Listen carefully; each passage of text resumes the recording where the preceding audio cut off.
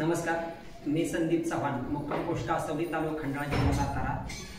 आजच्या विकसित कृषी संकल्प अभियान या कार्यक्रमाअंतर्गत ICR बारामती, कृषी विज्ञान केंद्र बोरगाव, कृषी खाते खंडाळा आणि आत्मा यांच्या सर्वांच्या मदतीने जो आज कार्यक्रम इथे घेण्यात आला, तर अधिकाऱ्यांमार्फत सर्व शेतकऱ्यांना ज्या विविध शंका होत्या त्याबाबत मार्गदर्शन करण्यात आलं व आज सेंद्रिय शेतीबाबत किंवा जे कृषी पर्यटनाच्या माध्यमातून मी एक प्रगतशील शेतकरी म्हणून जे आज माझे मनोगत व्यक्त करतोय, तर सेंद्रिय शेतीच्या बाबतीमध्ये आत्ताच जे एक प्रश्न शेतकऱ्यांनी जो उपस्थित केला की यंदाच्या उन्हाळी हंगामामध्ये जे टेम्परेचर वाढ झाली, तर माझं आत्ता घेवड्याचं पीक होतं उन्हाळ्यामध्ये, तर जवळजवळ वर्मीवॉचचा वापर करण्यामुळे मी जवळजवळ 150 लिटर वर्मीवॉचचा वापर केला.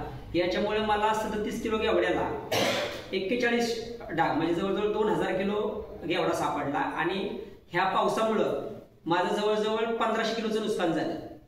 तर आता ज्या आमच्या शेतकऱ्यांची शंका होती, तर माझ्याबरोबर पेरणी केलेले घेवडे जवळजवळ 10 ते 11 प्लॉट होते, त्यापैकी फक्त माझा एकट्याचाच प्लॉट सक्सेस झाला.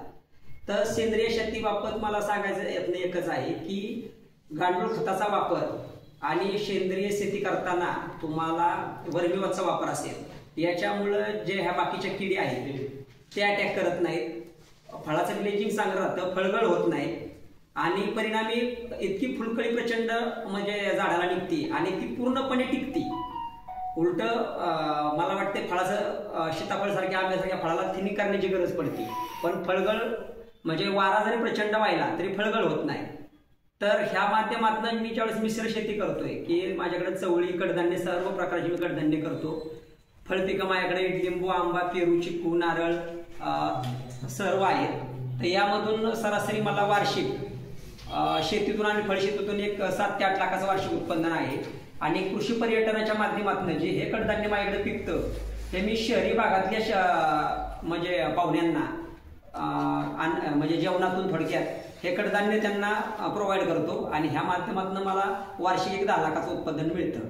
तर अशा प्रकारे सेंद्रिय शेतीचं आता बोलायचं झालं तर बराच वेळ लागेल, पण मी थोडक्यात की गांडूळ खत निर्मिती आणि वर्मीवॉचचा वापर असेल तर तुम्हाला 50% रासायनिक खर्च आणि ज्या टेम्परेचर वाढ किंवा कीटकांच्या ज्या वाढ आहेत याच्यावर तुम्हाला मात करता येऊ शकते. एवढ्या निमित्ताने मी सांगतो आणि थांबतो. जय हिंद, जय महाराष्ट्र. बेस्ट.